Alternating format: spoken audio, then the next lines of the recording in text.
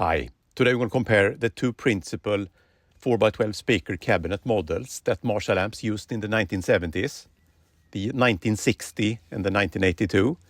They also had a model called 1935, but that was for bass. The 1960 had the G12 M21 75 Hz Greenback in them, and the 1982 had the G12 H30 55 Hz Greenbacks in them. And on some of the early models, the 1982 model had a 100, a plastic, golden plastic 100 printed in the upper right or left-hand corner of the cabinet. Now, even though these two speakers are not that different when it comes to frequency distribution, I think they give completely different vibes.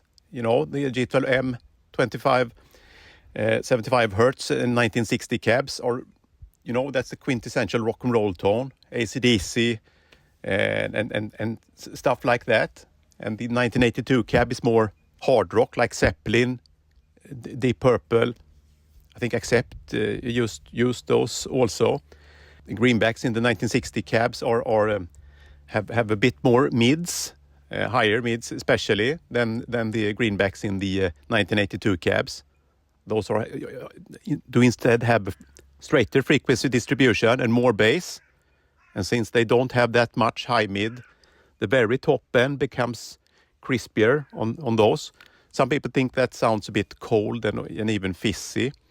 And but it's I think it's beneficial if you're going to play rougher, more hard rock or metal, to have more bass and to have the, you know, more of a cutting top end and not that much mid. And the other, you know, the opposite is true if you want to play bluesier or rock and roll and so on. You want more mid. You want it to sound woodier.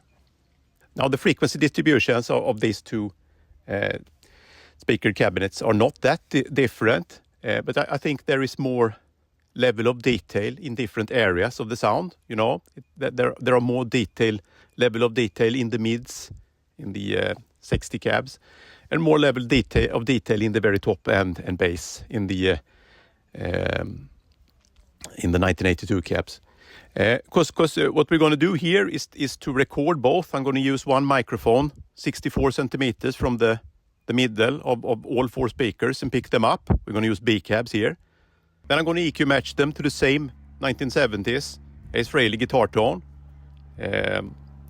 So they will have basically the exact same frequency distribution. But you can see still how different they sound, which is very interesting. I think this captures the essence of the difference between them. Later in the video, I'm also going to show you the raw recording, what it sounds like. When you record at this distance with just one Omni dynamic mic, it becomes a bit dark. So that's why I'm using post EQ here. All right, let me know what you think. Cheers.